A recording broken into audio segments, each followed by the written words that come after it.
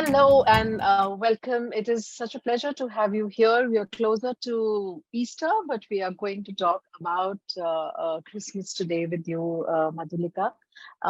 My first question to you is that I know that Amrita has introduced you a little bit, but tell us a little bit more about yourself as well. Hi, Sukhi and Amrita. Thank you so much for having me here.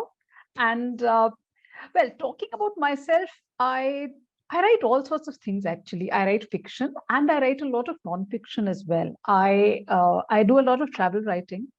I review books. I review old cinema. So all sorts of stuff. So I'm very interested in a lot of things. And history is a particular passion of mine, as you would guess from all the fiction that I write. It's like most of my writing is, it's somebody had once asked me, an interviewer asked me, is there anything in your life which is less than 50 years old? So, yeah, so I live with, I think, more than one foot in the past. So, yeah, that is it. And to talk about, just to give an introduction of what this book, what this talk is, where it comes from.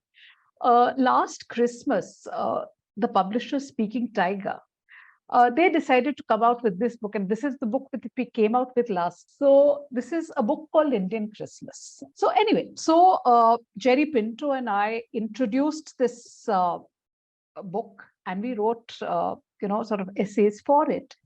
Plus, a huge number of other authors from across India, both Christians as well as non-Christians, shared their memories of Christmas. So it's a sort of a celebration imprint of Christmas across India. So that is where I'll be coming from when I talk today. So you are a fiction writer, you're saying. So really, what prompted you all to put these Christmas stories together? Actually, I came to this project a little later. What happened was that some years ago, I think it was 2019 or something, that the government announced that 25th December would be celebrated as Good Governance Day. So Jerry Pinto, at that time, he'd been talking to the people at Speaking Tiger. And they said, if we are talking about Good Governance Day, we should, on 25th December, why don't we talk about Christmas being very Indian? Because, a lot of people, especially the right wing, have this feeling that Christmas is completely alien, that it is a Western construct, it is not Indian. I myself, it's happened to me that I've shared something about Christmas at home online. I've shared on social media, on Instagram or Twitter or something. And people have said, ban Indian Christmas. Christmas is not Indian. So Jerry's idea was that we should let people know that Christmas is very Indian. Christmas is very Indian, So they decided to come up with a book which showed the diversity of Christmas in India and how it is rooted in our traditions. That this whole thing about Christmas being Santa Claus and mistletoe and holly and all that. It's a very commercial, very America-centric concept which has come to us. And actually, a lot of Indian Christians do not traditionally celebrate Christmas that way. In fact, there are parts of India where, as you'll discover in the talk, all this thing of even Christmas cake is not known. It's very, very local, very traditional. So the whole idea was to get stories, images, poems, songs, carols, memories of people about Christmas across India. And that was how the book was compiled. So basically, it has a lot of people who are known mostly as fiction writers. There are people who are known as essayists. So there's a huge mix. In fact, there is one very interesting interview which has been translated. It's been a lady who works as a domestic help in Delhi, but is from Jharkhand and is a Christian from Jharkhand. She's shared her story with somebody who's, sort of written it down and translated it into English. So it's very diverse that way. So that is how the book it came about, and took a long time. It took I think about 4 years to finally get done, to sort of compile everything, make sure it all fitted in and all that. So that is how it happened. How lovely. So very interesting that you mentioned about somebody recording their help story and so on. Tell us about a few other places that your research took you to? Which other areas did you go to? Which other, where else did you source your information from? There are, for instance, the book has a lot of interesting essays by people who tend to be forgotten in the whole concept of Indian Christmas. Unfortunately, most people in India, especially the non-Christians, seem to associate Christmas with Goa, or maybe okay with Bandra and all that, East Indians and Bandra, and that is it. People forget that there are, like look at the Northeast. The Northeast is hugely Christian, and the way they celebrate Christmas is very different from the way it is celebrated in, say, Goa or Bombay, or even in one of the larger metropolitan cities. Similarly, we talk about Jharkhand, for instance. Jharkhand has a very large Christian population, and how they celebrate Christmas is again very different. And similarly, there are other spots, like, say, for instance, Punjab. People forget that Punjab, surprisingly, has quite a large Christian population. And there are things like, there are Punjabi Christmas de Tappe, which is like a Christmas di Boliyan, which are hymns and carols which are all about Christmas. And there's one particular one which is translated in this book, which is all about sort of Mary and Jesus and all this. This very vibrant, very sort of chummy Punjabi. We give it our own flavor, and it is so intriguing to discover the different ways in which people celebrate Christmas. And so there are all these places. As Kerala has its own style, Mangalore has its own style. You have things like Shillong and Darjeeling and Kodaikanal. Even there are stories here. And of course, there's my Christmas. The Christmas I grew up with was mostly in Uttar Pradesh, and we have our own distinct style. So you'll hear all about it, and you'll read all about it in the book. How lovely. I am so intrigued by you telling us about the Punjabi Tappe. Is it possible, or is it easy for you to just read out something from the book?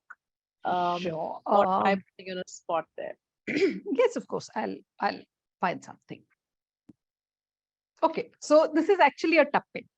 Okay, this is a tappe by South Asian women in Bethlehem Punjabi Church, New York. But this happens in India as well. I've actually seen it on YouTube. You go to YouTube and you type Christmas de tappe, and you will be able to find something quite interesting where these women have sung something. And this goes, I tappe di wari e me kudi Punjabi church di. And there it goes. The translation is, it is time for the contest of tappe. I, girl of the Punjabi church, never lose in the singing game. The angel comes to Mariam. Mariam trembles in fear. What tidings has he brought? The angel consoles Mariam. Mariam, have no fear. I come straight from God. Yesu has descended on earth. You have given your all to fulfill the will of the Lord. And so it goes on, and there's another Tappe Boliyan by a gospel singer named Joshua Bashir of Lahore. Ik chamke tare e, a star shines bright, the dark world bathes in his light. He comes from the sky, bringing hope and joy to all on earth. But talking of this, in my family, one of our favorite, when we were small, we used to not just learn Christmas carols in English. We would be taught Christmas carols in Hindustani and in Punjabi. In fact, in my family, though we are not Punjabis, one of our favorite Christmas carols is a Punjabi one. It goes something like Aji apna roop vata ke aya isa yaar sade paas. So which is a very, it's very earthy, and there's this sort of chattiness about it, which is sort of lacking in the more solemn English carols like, O Come All Ye Faithful and all. So that's there across India. We celebrate in our own languages. We don't necessarily celebrate in English. A lot of Indians don't know English even. I'm sure food varies as well, right? Always, fun topic for me. A little bit about the variations in, what people prepare. I know that I get from my Christian friends from different parts of the country, different kinds of sweets for Christmas. So, does your book have something about that, or can you sort of tell us a little bit about that? There are lots and lots of, in fact, somebody who has read the book told me, my God, it's all about food. You people don't go beyond food. And I said, well, I think in India, food at least is a very important part of our festivities, no matter what religion we might be. It is, the food is an important aspect.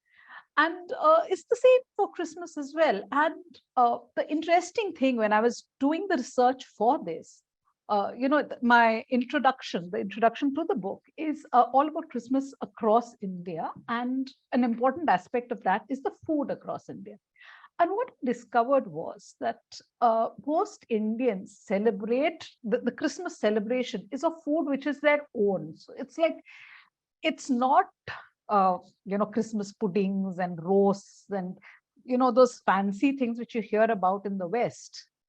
Okay, you do have Christmas cakes and donuts and things, but when your actual meal is there, you will have things like curries and kebabs and, those sort of things, the sort of very local, very rooted in tradition things. In some parts, of course, because of say a colonial influence, there is fusion. So for instance, you'd have in Goa and Mangalore and among the East Indians, these things like, Vindaloo and Sorpotel and Kaffrial and Shakuti and all that.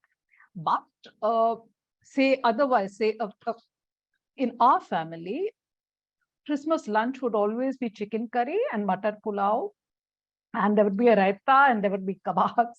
And pretty much that's pretty much the same thing across most of North India.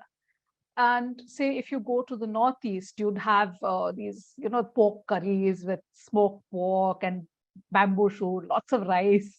You go down south to Kerala or something, and you'd have duck curry and appams and a lot of beef, for instance. So and basically a lot of spice. But the interesting thing is that when it comes to snacks, the snacks are either the Western, things which have been taken from the West, like donuts or Christmas cake, of course, which is pretty much a must, but not everywhere. And there'd be snacks which are traditionally often used to celebrate non-Christian festivals. So, for instance, I discovered that in our family, and in a lot of families across North India, gujiyas are a must at Christmas. You have to have gujiyas, and you have to have namak paras. And these are traditionally things which you have at, say, a Christmas. Gujiyas are like holy. Holy, you have to have gujiyas. And similarly, you have other things like, for instance, a friend of mine, she told me that she is Hindu, but her family, the faral which they make at Diwali is exactly the same which their friends make at Christmas. So, it's a nice way of sort of melding two cultures together. Talking about how Christmas cake and donuts also don't remain the same. I discovered that in Nagaland, donuts are typically made with fried in ghee, which I thought was so cute. I thought that is so sweet. And similarly, cake, the Christmas cake it's a very interesting story of how the Christmas cake came into India. It's said that the first commercially produced Christmas cake came about in 1883. There was this baker in Kerala, Mambali Bapu, and one East Indian spice planter came to him with a sample of a Christmas cake which he brought from the UK. And he said, why don't you try replicating this? He gave him some ingredients and all that. So Mambali Bapu sort of potted around and he did some experimentation to create a very nice cake. So that is supposed to be the first commercially produced Christmas cake in India. But even now, Christmas cakes are very, very diverse. So for instance, a lot of people add caramel. A lot of people in, say, I have friends in Maharashtra who say that we add chironji to our cakes. Up north here, I know that a lot of people add petha, the very Wow. sweet thing. in a small quantity. It's a very, very small quantity. And the Allahabadi cake is made with ghee, and lots of marmalade is added to it. So you have these little, sort of local tweaks, which sort of add a flavor of their own to cake. And lastly, one thing that in the Chota Nagpur area, Christmas cake is not that common. It is in, you'll get it in places like Ranchi and the bigger cities and towns and all. But the typical way of celebrating Christmas is not with cake, it's with this little thing called airsa. Airsa is made from rice flour. It's a sort of a sweet little thing, which is deep fried. So it's like crunchy on the outside and it's kind of sweet on the inside. And that is the traditional Christmas sort of feast sweet. So it's fun. I could go on and on about Christmas food. That sounds so interesting. Also, a little bit about Christmas, kind of clothes people would wear. We all associate very Western clothes in our heads. Again, like you said, based on Bandra and Goa. And home decoration. Anything about that? Home decoration, in fact, throughout these essays, one thing which you see again and again is people talking about growing up in an era when you didn't have fancy shops which were influenced by America and the West. So you made your own Christmas decorations at home. So we used to have crepe paper, and we'd make streamers out of it and sling them up all over the house. And Christmas cards. At that time, we used to get a lot of Christmas cards. Now, of course, everybody's online, and you sort of get WhatsApp and messages and things like that. So we sort of string up Christmas cards. We put streamers across the room and hang Christmas cards on them, and Christmas cards on every surface, because in our home, at least, we'd get like, say, maybe 200 Christmas cards. So they'd be all over the place. And of course, we'd have a tree. And the tree was because we're Indians, we don't have a pine tree or a fir tree or anything of the sort. So we would have a little thuja tree, what is called morpankhi. It's called morpankhi in Hindi. It's a type of cypress, I think. So anyway, we'd have that. And a lot of friends used to have araucarias. And I know people who say that they've had other sort of, similar sort of trees, but never a fir tree or anything. So that was what we did before fake trees came into being. And we'd get, there'd be tinsel, there'd always be a little bit of cotton wool. And we could get things like bells and little balls, which you buy from, say, Calcutta or something. I think we used to buy from back then. And those used to last us for years and years and years. So that was a major part. But of course, in a lot of places now, a lot of people are sort of asserting their Indianness. So in fact, you'll see in the book, it begins with a design for a Christmas kolam. And there are Christmas rangolis. In fact, a friend of my daughter's gifted her a Christmas toran. So, she hung it up outside our door, which was like cute because it was sort of, it was in the Christmas colors, but it was a toran, which was a lovely idea. How syncretic, yeah. Juniper, I think, is the tree, the morpankhi tree. And I distinctly remember, probably. Yeah, distinctly remember putting cotton wool on it in my home as well at some point in time. Okay, great. And I love the idea of a Christmas column. Do you think you can share? Will you share an image of it later sometime in your talk? I know it's not in my talk actually, but I don't know if you'll be able to see this. Can you see it? Oh wait, hang on. I think if you move it back. Are you able to move it back? There, can you see? I can see something. Yes. Yeah. I think we all need to pick up a copy of the book and have have a look.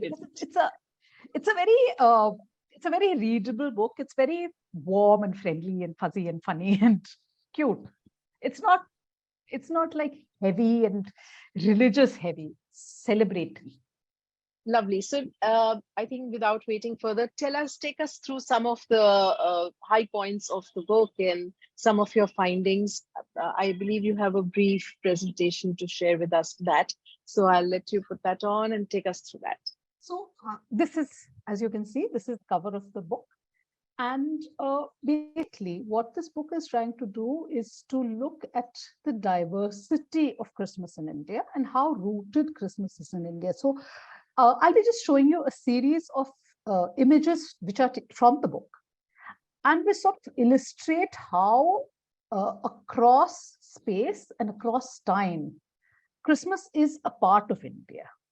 So without further ado, let's get into this. Okay. So this is the first of the interesting paintings which I wanted to show you. This is a 17th century painting depicting Mary and Joseph traveling to Bethlehem from the Miracle Quds of Father Jerome. Uh, Father Jerome was a Jesuit.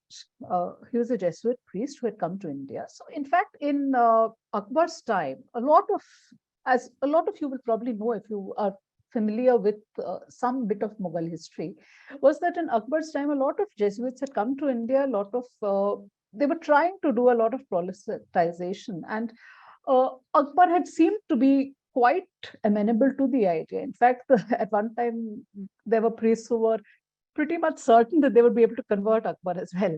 So anyway, what the interesting thing was that Akbar, he supported quite a bit of the work that they did. And one of the things which he did was to commission this book called Mirat al-Quds. Mirat al-Quds means mirror of holiness. And this Jesuit priest called Father Jerome was commissioned to write this. It's basically a sort of insight into the life of Christ. And the book was very beautifully illustrated, and the calligraphy was done, of course, by a renowned calligrapher of the time. And it was illuminated and painted, as you can see. So it's quite interesting if you look at this painting. It's the sort of you can see that there are touches of both the West and the East. And so there are these men who are wearing fairly Western style clothes. So you'll see those hats, and you'll see their cloaks, and they're wearing breeches and things like that. But then you have Mary riding on a camel, and there's a very Indian looking cow somewhere at the bottom. So I find this an interesting sort of an example of the sort of syncretic nature of what was going on then. And the fact that it was commissioned by a Muslim, written by a Christian, and the painting is probably done by this painter called Basavan, who's a Hindu. Akbar had this really great atelier, and some of his greatest painters of the time were all Hindus. So anyway, that is one slide. Here's another one which is also Mughal, but this is much later.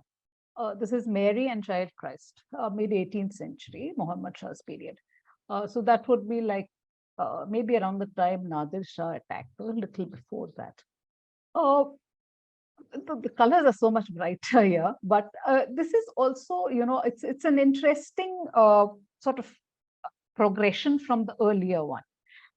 And what happened was that a lot of the Mughals, Akbar especially, as well as Jahangir, they patronized a lot of art, which copied a lot of these, the motifs of, especially of the Christ and the Nativity. So, in fact, they copied a lot of things. So I remember reading somewhere that Jahangir had actually got an entire coach carriage copied. So they would copy that. They would copy hats and all sorts of things. So copying paintings and later incorporating them and making them their own. This is, if you look at this painting, at distinct sort of look in the faces, for instance, which is very Indian. There's a sort of Indianness to the whole thing, which is beyond what it was in the earlier slide. Anyway, so that is one. Now, this I'm coming into a very much more modern period. This is a painting by Sister Marie Claire. Sister Marie Claire is the one who also painted the picture which is on the cover. Sister Marie Claire was a Catholic nun who passed away just a few years ago, I think in 2019 or something. And it's quite interesting that she began life as a Hindu, but then I think she got frustrated with her family trying to marry her off and all that sort of thing. She ran away and she joined some nuns and all that. Anyway, that is beside the point. Later, she showed a huge talent for painting. So she joined an art school as a nun. She joined an art school and she perfected her painting. And she ended up doing these series of very beautiful artworks, which all incorporate very Indian themes with the concept of Christmas. And she made more than 750 of these paintings, besides which she would go on to make at least 1,000 Christmas cards every year, which is, I'm quite, sort of amazed by that. The whole idea of doing 1,000 Christmas cards every year is quite fantastic. This is another scene, a nativity scene. This one is by the Goan artist Angelo de Fonseca, he trained under Abanindranath Tagore. So a lot of Abanindranath Tagore's, sort of style and all was inspiration for him. Unfortunately, Fonseca he was derided considerably in Goa for having brought in things like, the sari and the bindi and all in themes related to Christmas. And it got so bad that he ended up leaving Goa and going to Pune. So, but he has these beautiful paintings, which again, like Sister Marie Claire's, sort of fuse Indian themes and Christmas. Okay, now we are coming to something about the breadth of Christmas across. We've looked at something of the history and across history. So something of how Christmas is across India, and that's a picture of the Velankani Basilica. Velankani, of course, is also known as Our Lady of Sorrows and Our Lady of Good Health. So that is a photograph of the basilica, which is all decorated for Christmas. And these are Christmas lights at Aizawl. Now, Aizawl is particularly interesting because this is one of those places which takes its Christmas very, very seriously.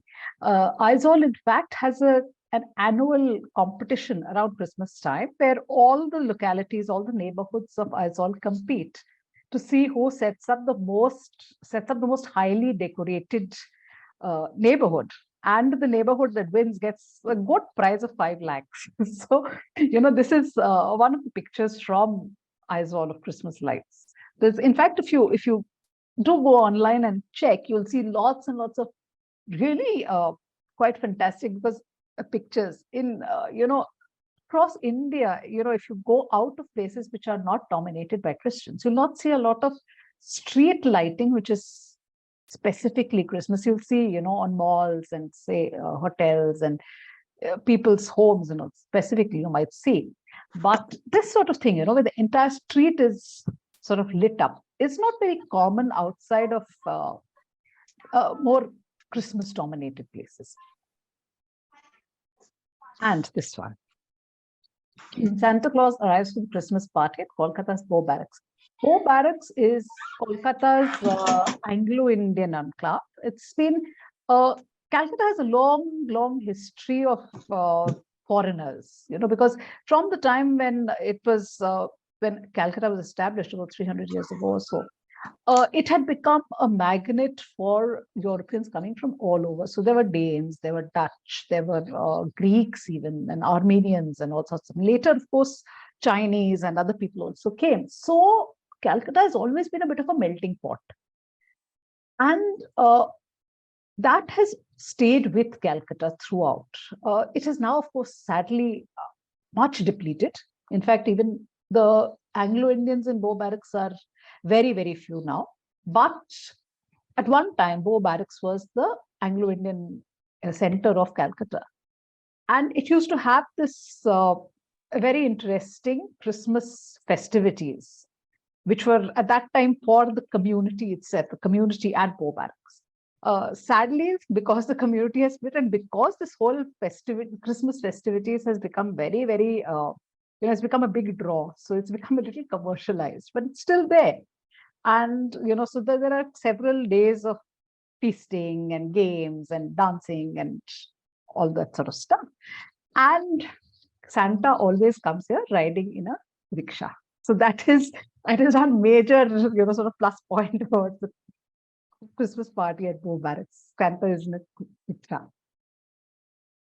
And there is another one of from one of the churches decorated for Christmas.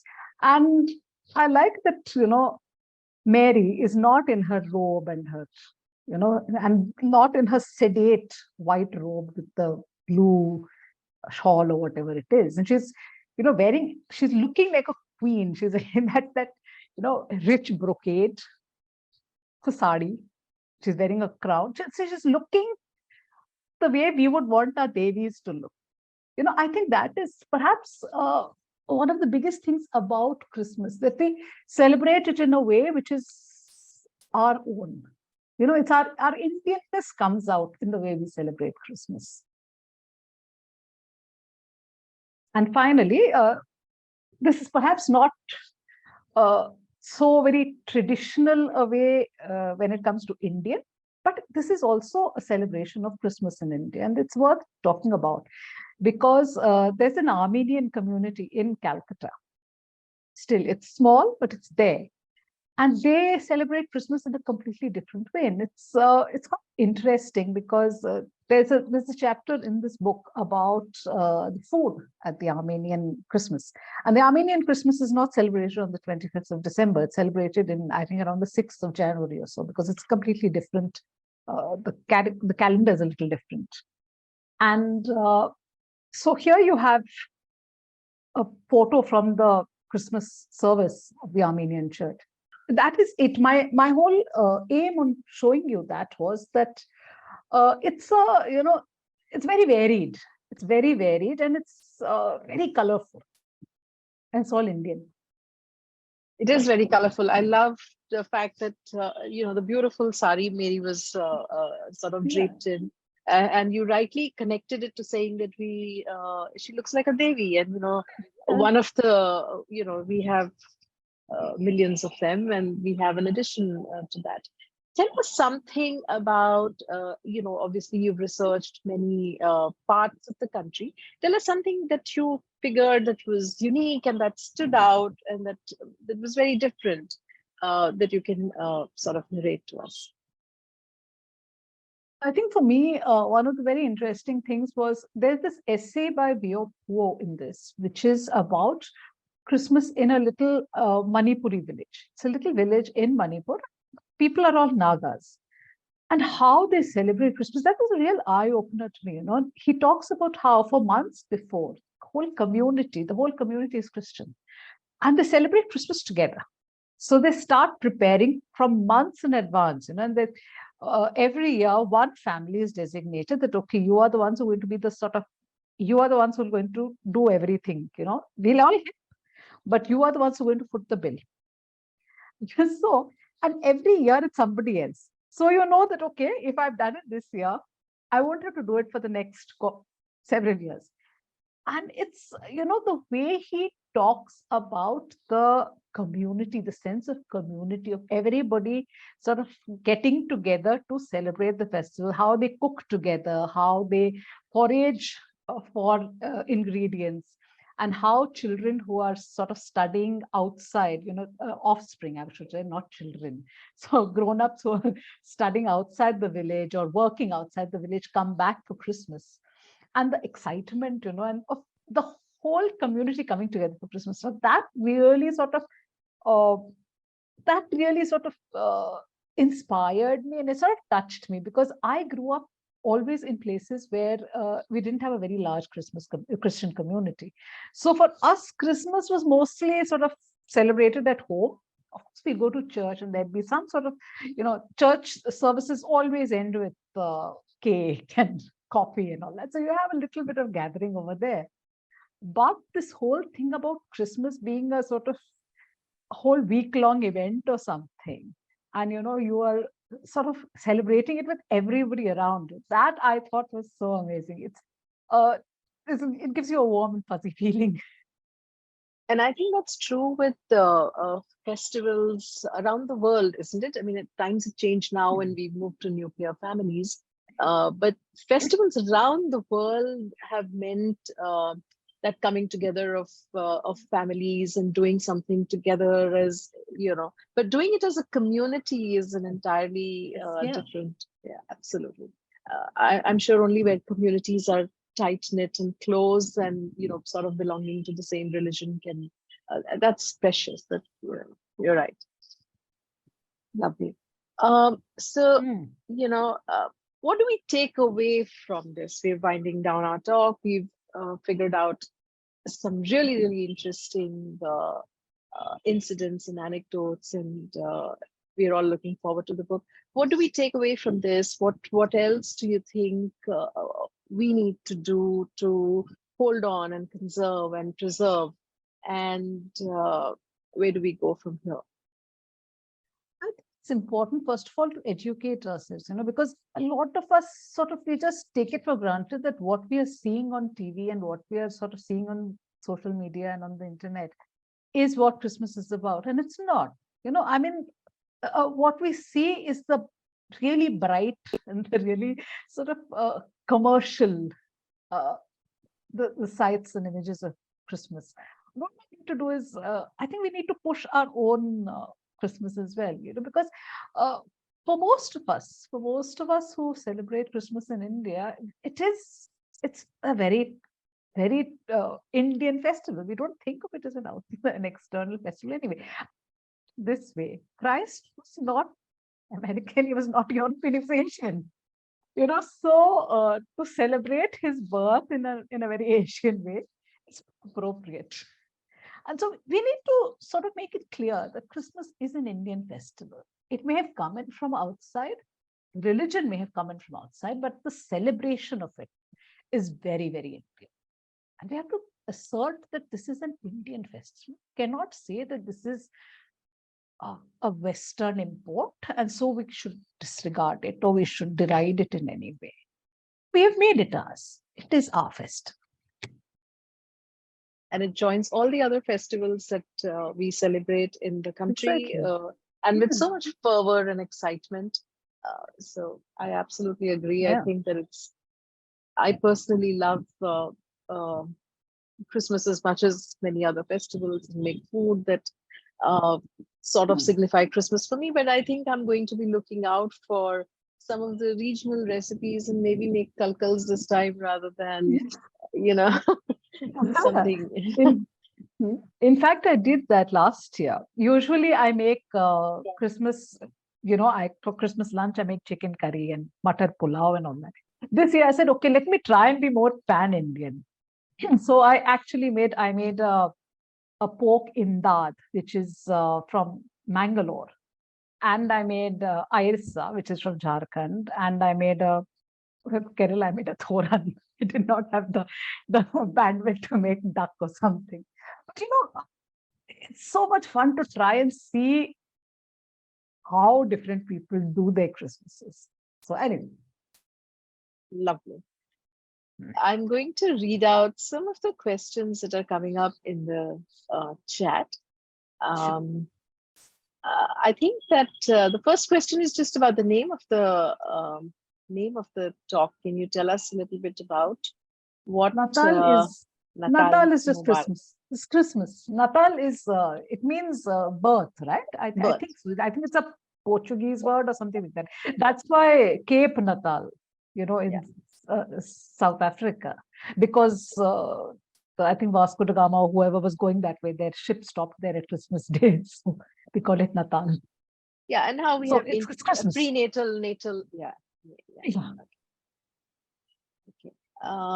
So Nikhil has mentioned that dholak and harmonium are an integral part of Christmas music in North India. So any more light about music? You told us a little bit about the carols. Anything else that you can talk about in terms of music for Christmas? in our family, at least, there was a lot of English music also. When we Jim Reeves was a big favorite with everybody. In fact, that is something which I saw in these other essays also. There are several people who talk about Jim Reeves' Christmas songs being a big favorite. But talk about how we used to sing. Our singing used to be like, of course, we would have carolers going out, So I never ended up being part of the carolers who would go out singing. But my mother, for instance, she grew up in Calcutta. And she remembers that for about 10 days or a week before Christmas, all the carolers, they would get together in this little bus which they would hire. And they would start off at about 6 in the evening. And they go and visit each of the parishioners. So, that way in those 10 days or whatever, cover every parishioner. And they would go outside and they would sing, so they would go and stand outside their house, and they would, of course, brought in and all that also. And she still remembers how they would, sort of, the whole thing was you sang your heart out, and then you were stuffed with cake and gujiyas and all sorts of stuff. And she still remembers, my mother's like sort of, she's 81 now, but she still remembers that the last house we went to, there would always be hot tea and they would fry hot bhajiyas. So it was, this whole thing about going out caroling. And that was a very major part of the lead up to Christmas, And of course, even if you're not talking about caroling, if you're at home, so even now we do that. We start playing Christmas carols from like fairly early on.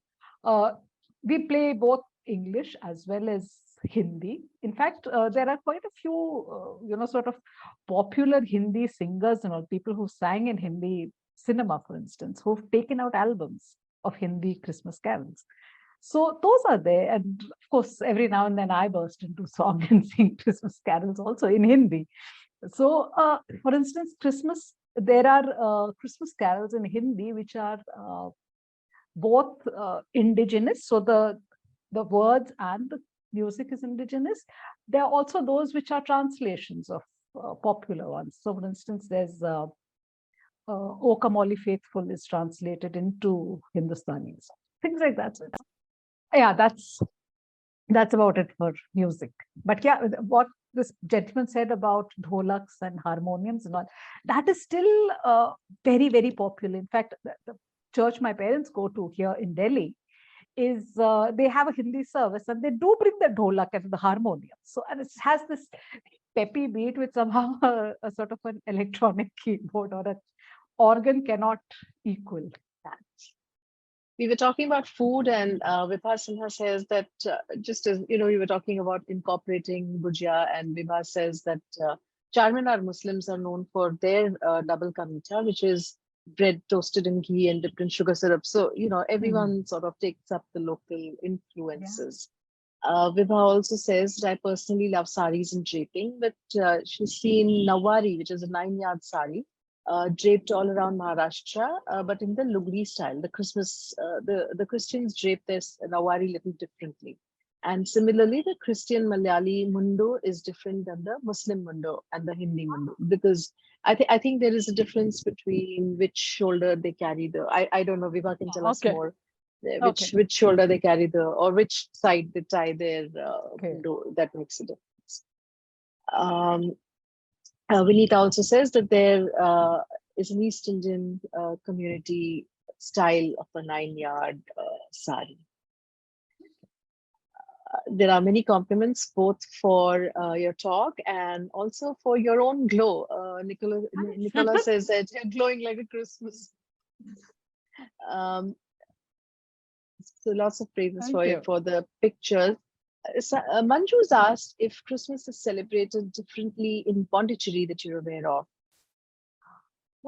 Actually, that is the one place I'm still waiting for some inputs on. I have got this sort of essay in place, which I'm going to be sort of publishing sometime, about sort of how Christmas is celebrated, because the book is so short that my essay purpose could not incorporate everything I wanted to do. So Pondicherry is the one place I'm still waiting for some inputs on. So that is the one place. So if it has any sort of inputs, please send. Please send me. I would be more than happy. I would welcome it. If you know anything about how Christmas is celebrated in Pondicherry, please tell me. I guess the French influence would have brought different kinds of Yeah, yeah.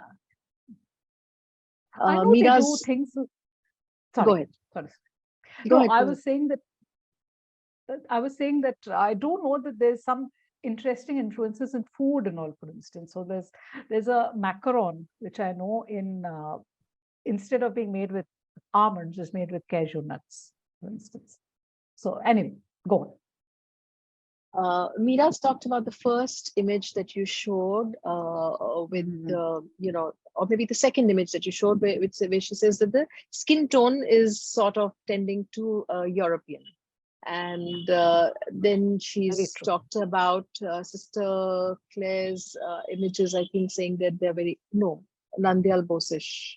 I don't know which image she's referred to. Okay. And all, Okay. and whether Sister Claire's cards can be seen anywhere. So compliments about her work as well. Sonali has an interesting observation, which of course I would completely echo, saying Bengalis of all religious backgrounds celebrate Christmas by visiting the Calcutta Zoo. Anything about that? Why Calcutta Zoo? You know what? I can relate to that because my mother belongs to Calcutta. And I remember as children, we went a couple of years. We used to go to my grandparents' home in Calcutta for Christmas. And it was essential that after the Christmas festivities, not over, we went to the zoo. I don't know why it is. I have no idea if anybody knows what is the logic for this. I would love to know. I think that's a period of good weather, maybe, and holidays. But I Maybe. think that's a great observation that Sonali's made for you to probably incorporate into an essay later. Nikhil says that Cake Ki Roti is such an apt title to your chapter in the book, which brought back beautiful memories for him. Tell us about Cake Ki Roti. What does that mean? Cake ki roti is something we used to have in my grandparents' home, my paternal grandparents' home in Saharanpur.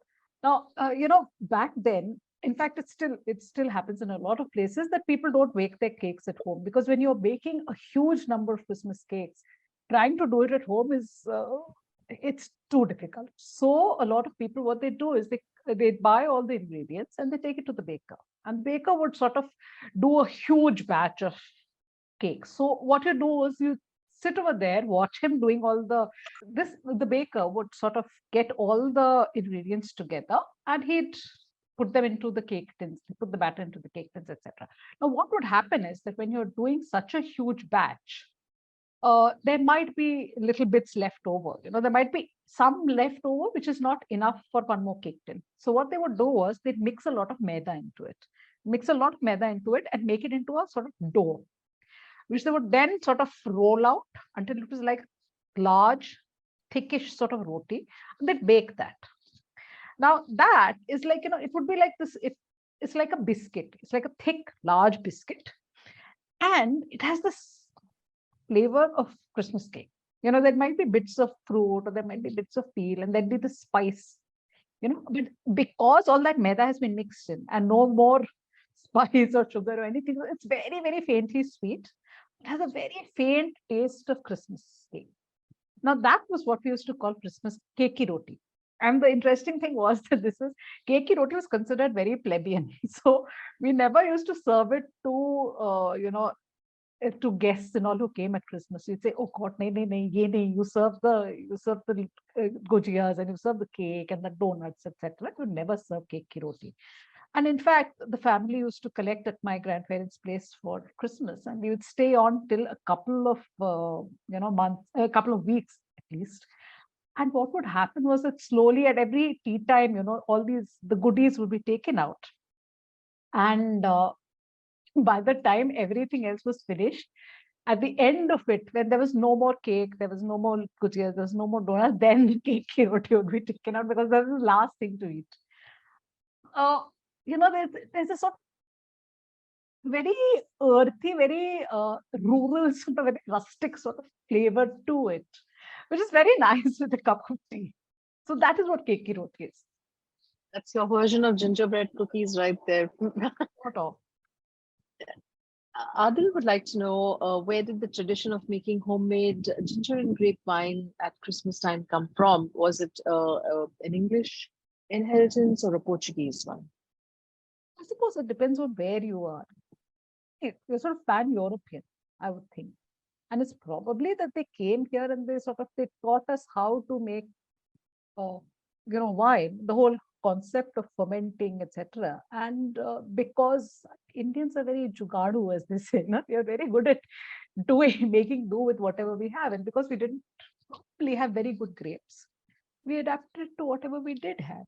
And so you have these lovely traditions of homemade wines all across, you have not just in Bombay and Bangalore and Goa, but also in Calcutta and all. There's quite a bit of that.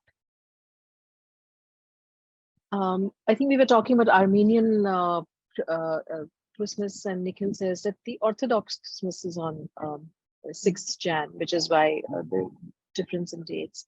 Asha wants to know if there's a tradition of carol singing in the weeks before Christmas, because she says that in her youth they would go around doing that in Bombay. Yeah, that still happens. In fact, that was what I was talking about my mother, her memories of sort of going about carol singing. That still happens. I think it suffered a bit over the past few years because of COVID. But otherwise, there are places where it's still very much part of Christmas celebrations. So Sonali has a comment that it is interesting to study how non-Christians in India have their own way of studying Christmas, of celebrating Christmas. I do think that this is one festival which a large number of people who are not Christians also celebrate. I do know that a lot of my cooking friends have, Auntie Susan's recipe, which they've sort of brought in and which they've been sort of making the food cake with, and so on. And we all get together, and not only do we cook, largely celebrate with food, but also decoration. But I think it's an interesting thing to see how people around the country do celebrate Christmas. Yeah. Okay, Adil has a special request for you. Could you please sing your favorite Christmas carol for us? My favorite Christmas carol. I'm sure you don't want me to sing. Okay, let me just sing you a line from. I won't sing the same old English carols. ऐसा बीमानदारों खुशो खुरबो के अबाओ चने हम तबे देखो no ज़ादा मालिक कुल जहान का हम उसे सजदा करें हम उसे सजदा करें हम उसे सजदा करें रब Mahmood. That is, of course, as you probably understood, recognized it. Yeah. Oh, come on. Oh, come on. Lovely. That is lovely. It's a beautiful translation. And Meera wants to know, what is your favorite Christmas sweet? I'm tending to think it is gujia, but let us know what it is. No, it's Christmas cake. Christmas cake made in my family's way. I have this old recipe, which is several generations old. And it's a little different from the usual Christmas cake, which is found in India. For one, it doesn't have the fruit soaked in any sort of alcohol. The alcohol is added, it's added into the batter. It's not added to the fruit. And secondly, it's got a lot of spice in it. So it's a very spicy, it's a lovely cake. So I won't say more about it, but that is my favorite sweets. Let us know if the recipe appears in the book. It will add some temptation to buy your book. There is a bit about, not the recipe itself, but there are other recipes. There are lots of other recipes in the book. Right. Revati says that in many churches in Tamil Nadu, the carols and prayers are all sung in Tamil, of course. Tamil, yeah. And Sabira wants to know if there is any correlation with Marie Claire shoes from Bata and Sister Marie Claire. I don't think so. Sundari says that she enjoyed your talk, and Sonali says the same as well. And Adil thanks you for singing that for us. Thank you. That was lovely. It was so delightful to talk to you and to hear about, so many different kinds of Christmas celebrations. I think we'll all look out for a little less Disney and America influence and a little more of the regional influences, and sort of uh, enjoy the rose cookies and the local Welcomes. celebrations from the locals, and maybe create our own sort of traditions as well for Christmas, as very much our own Indian festival, and not an acquired one from outside. Thank you so much, and thank you so much everyone who's tuned in on this Saturday evening. Uh, Thank you for joining us. Thank you Thank you so so much. I much. had such a